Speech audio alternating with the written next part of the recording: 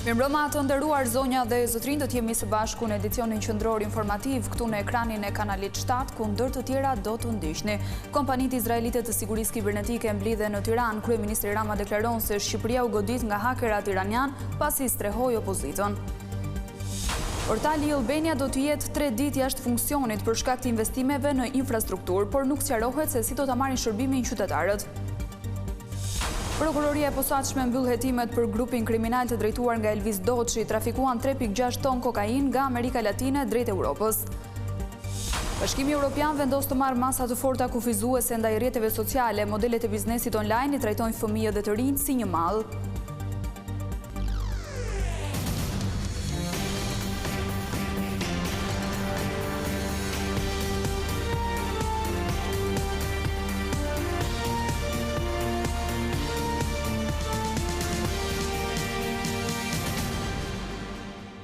Vjojmë të njehemi më gjërësisht me zhvillimet kryesore të ditës. 40 kompani izraelite janë bërë bashkë në Tiranë për të parë mundësitë e investimeve në fushën e teknologjisë. Kryeministri Rama deklaroi se qeveria e konsideron prioritet sigurinë kibernetike, sidomos në kushtet kur 95% e shërbimeve janë online.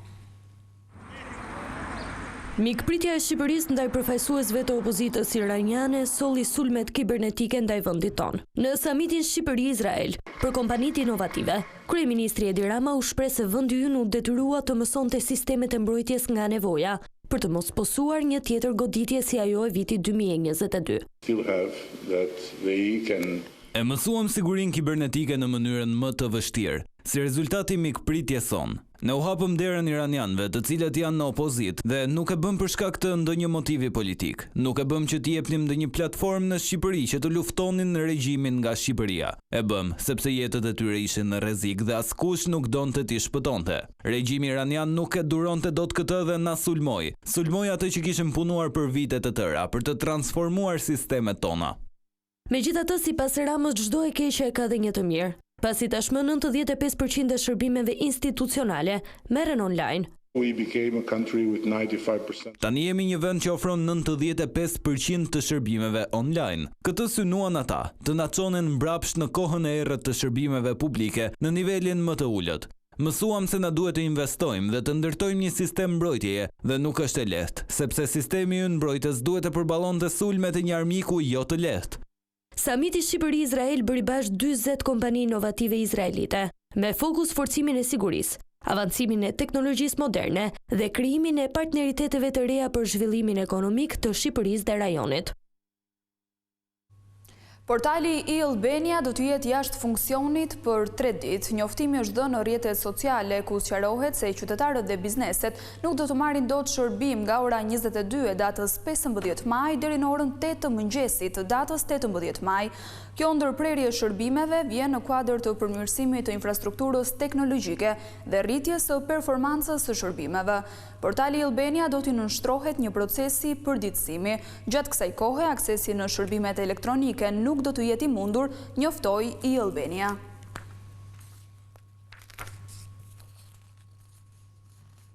Krye negociatorja Majlinda Dhuka është shprehur se procesi integrimit nuk është bllokuar. Ajo siguroi se po punohet për të plotësuar sa më parë 101 kushtet e vëna nga Brukseli. Shqipëria duhet të plotësojë 101 kushte të vendosura nga Bashkimi Evropian, në mënyrë që të avancojë drejt mbylljes së grup kapitujve. Në Komisionin për Punët e Jashtme, kryenegociatorja Majlinda Dhuka sqaroi se 157 institucione po punojnë për të përmbushur të gjitha kërkesat e Unionit. Dhe gjitha institucionet e përfshira kanë hartuar 31 draft plane pune, në të cilën kanë zbërthyer këto 101 linja prioritare veprimi ose kushte të mbylljes negociatave në rreth 600 nisma europiane. Sa i përket miratimit të raportit Tibar, Dhuka shpjegoi se bisedimet në Bruksel vijojnë, ndërsa mohoi të ketë ngecje të procesit. Në informacionin ton, diskutimet vazhdojnë, ngecje nuk ka, vones nuk ka, sepse siç thash ka vetëm pak javë që kryen këto diskutime për një çështje kaq komplekse. Gjithashtu ajo bëri me dije se institucionet përkatëse kanë bërë gati dhe një plan masash, të cilin e kanë depozituar në Bruksel për zhbllokimin e fondeve të IPARD-it. Shqipëria ka përgatitur një plan të detajuar me masat për përmirësimin e sistemit të menaxhimit dhe të kontrollit të fondeve. Por opozita nuk u bind nga të dhënat e paraqitura, duke kërkuar sqarime për një sër çështjesh që sipas saj mund të bllokojnë antarësimin. Pse e mbani si sekret procesin?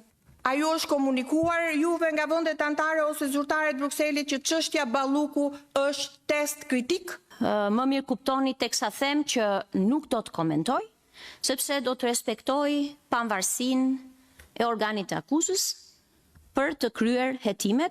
Lidhur me procesin e integrimit, grupi parlamentar i Partisë Demokratike ka depozituar në kuvend dhe amendamente, të cilat lidhen me parafrimin e legjislacionit me BE-n, forcimin e kontrollit parlamentar mbi pushtetin ekzekutiv, pjesëmarrje të plotë të opozitës dhe refuzimin e çdo veprimi që devijon procesin e antarësimit.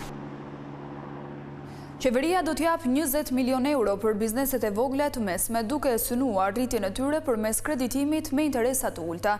Prioritet do të kenë kompanitë në fushën e teknologjisë. Kryeministri Rama tha se nisma i shërben edhe zhvillimit ekonomik në kuadër të integrimit.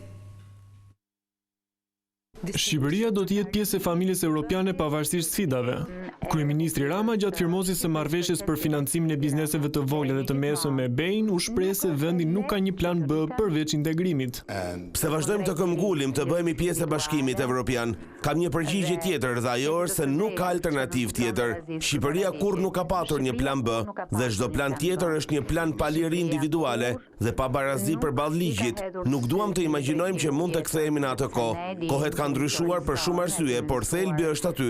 Ekziston vetëm një qytetërim ku duam të jetojmë dhe ai është Bashkimi Evropian. Liria nuk mjafton, sepse mund të kërcenohet në mungesë të sundimit të ligjit dhe duhet njohurit që si në Bashkimin Evropian askush tjetër nuk i ka. Financimi prej 20 milion euro është pjesë e nismës së re të qeverisë dy fisho biznesin tënd do të përdoret në sektor prioritar si teknologjia dhe digitalizimi, aty ku sipas Ramës vendi ka bërë progres të vazhdueshëm. Jemi krenar që kemi bërë gjëra që kanë ndryshuar marrëdhënien mes individit dhe shtetit, duke transformuar shërbimet tona në një platformë digjitale të qeverisjes, duke u dhënë mundësi qytetarëve që 95% të shërbimeve t'i marrin online. Jemi gjithashtu krenar që kemi kryer transformimin e prokurimeve publike, që nga ekspertët e Komisionit Evropian shihet si sistemi më i mirë i prokurimit publik në Ballkanin Perëndimor, po pres me padurim të rrisim bashkëpunimin me Bankën Evropiane të Investimeve dhe siç ju informova, kemi edhe një bankë të re zhvillimit të sapo themeluar. Nisma dy fisho biznesin tënd do të jetë një linjë re financimi që do t'u ofrohet bizneseve shqiptare me norma të favorshme interesi, edhe pse nisma paraardh se garancia sovrane me një fond shumë herë më të madh, deri më tani nuk prodhoi rezultatin e dëshiruar. Një kompani europiane, sipas kreu demokrat Sali Berisha, nuk fiton dot tendera në Shqipëri. Qindra prokurime, deklaroi Berisha, janë shpallur sekret për arsye korruptive. Kryetari i Partisë Demokratike Sali Berisha akuzoi qeverinë për korrupsion në fushën e prokurimeve publike. Një ditë pasi kryeministri Edi Rama deklaroi se vendi ynë është lider në fushën e prokurimeve, Berisha, duke shfrytzuar të dhënat nga OpenEU Tender, akuzoi qeverinë se ka kthyer këtë sektor në strek korrupsioni. Për të mbështetur këtë akuzë, Berisha deklaroi se asnjë kompani evropiane nuk ka rinë të fitojë tendera në vendin tonë. Narkoqeveria Rama është rasti vetëm ku në listën e kontraktorëve për tendera me vlera të konsiderueshme nuk ka asnjë fitues kompani nga vendet e Bashkimit Evropian apo kompani prestigjioze. Forbidden. Argumenti tjetër që Berisha paraqiti për të mbështetur akuzat e tij për korrupsion ishte rritja e numrit të tenderave të klasifikuar sekret. Akshi ka firmos mbi 500 procedura sekrete. Asnjë nuk ka patur gjatë periudhës qeverisë së pashme dhe s'mund të kishte. Drejtoria qeveritare me dhjetra, asnjë nuk ka patur gjatë qeverisë së pashme. Kryetari i Partisë Demokratike Berisha listoi edhe institucionet që kanë zhvilluar tenderat me vlerat më të larta. Lubia urdhoni sa ka marrë. Rreth 1 miliard e 400 milion. Dhe kur unë thosha që kjo gjatë gjithë mandatit të saj ka shpërdoruar, ka vjedhë dhe shpërdoruar 12 miliard euro, kishte njerëz që mendonin se ka një egzagerim. Institucionet e tjera që Berisha veçoi në lidhje me vlerat e tenderave janë Akshi dhe Fondi i Zhvillimit Shqiptar.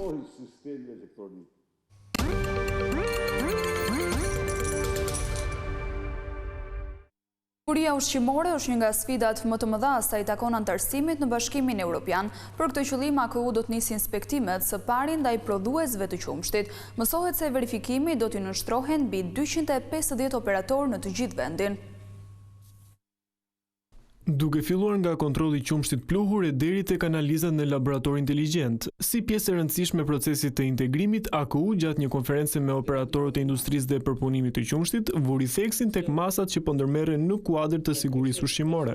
Disa nga prioritetet të cilët mbeten të panegociueshme dhe që në anën tonë do të kenë vëmendjen maksimale është nisi me lëndën e parë. Unë e di problematikat dhe e kemi parë problematikat e para që kemi patur me lëndën e parë, që për këtë gjë ka filluar implementimi i projektit të Bankës Botërore të investimit të 7 laboratorëve, nga të cilët 4 janë nga fillimi, pra ndërtohen nga zero, dhe 3 janë me fuqizimin e pajisjeve laboratorike të fjalës së fundit. Inspektorët do të zbresin dhe në terren për të mbledhur mostrat nga 253 operatorë të prodhimit dhe përpunimit të qumshtit. Është bërë skanimi i parë, mbasi bëhet skanimi i parë do duhet një vlerësim nga ekipi që është grupi vlerësues në Drejtorinë e Përgjithshme të Autoritetit Kombëtar të Ushqimit për të verifikuar dhe një standardet e vlerësimit të gjithë ekipave tona, sado që ne flasim industria dhe është një ushtrim i parë për të gjithë institucionet për industrinë dhe për këdo. Tregu Europian po na pret, por sipas sekretarit të përgjithshëm të shoqatës Bashkimi Prodhuesve Shqiptar, Arben Shkëmbi, bizneset shqiptare nuk kanë ende gati për këtë proces. Analiza që kemi bërë më tej është që një kapitull, siç është lëvizja lirë e mallrave për shembull, që ju keni produkt dhe do realizni këtë produkt, ka 40 akte ligjore dhe nënligjore. Të ngrej dorën, kush nga ju i ka lexuar gjithë akte? Këto masa janë në kuadër të reformës që nisi në fillim të vitit nga ana e Autoritetit Kombëtar të Ushqimit për të garantuar siguri si për produktet ushqimore që qarkullojnë brenda vendit, por edhe për ato që shkojnë për eksport.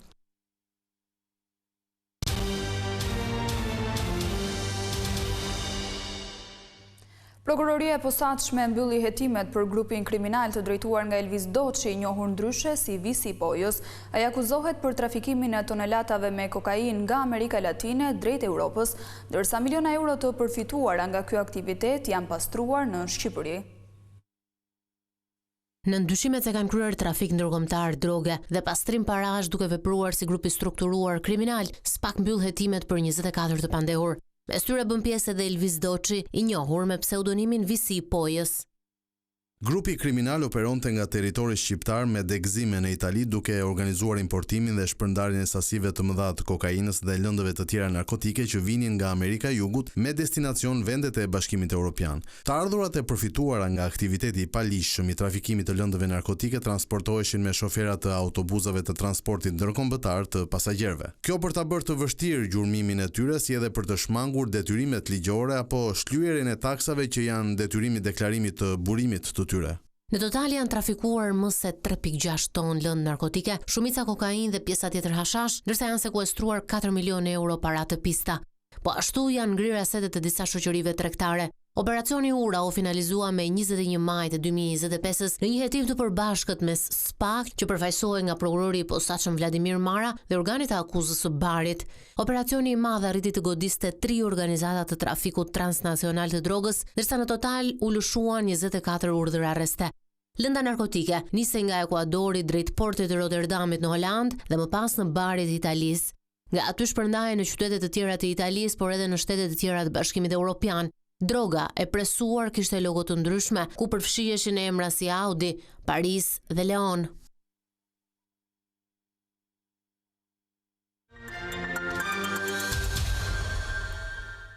Katër fermer shkuan në televotim pasi humbën sfidën e vendosur nga Agai. Për fatin e tyre do të vendos publiku dhe një do të largohet përfundimisht të premten duke mbyllur rrugëtimin.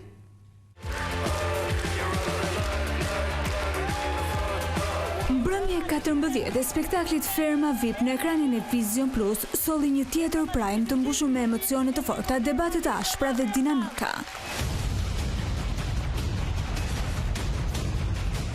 Mbrëmja nisi me një vendim të rëndësishëm lidhur me qëndrimin e Indrit në ferm. Pas dëmtimit të tij gjatë një ndeshje volejbolli, mjekët rekomanduan që ai të shmang punët e rënda deri në rikuperimin e plot.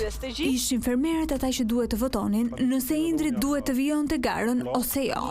Unanimisht ata vendosën që Indri të vijojë garën, duke marrë përsipër edhe detyrat e tij të përditshme. Indri vazhdon garën. Ndërkohë hyrja e dy fermerëve të reja, Zhakut dhe Kostanës, ka trazuar menjëherë atmosferën në ferm.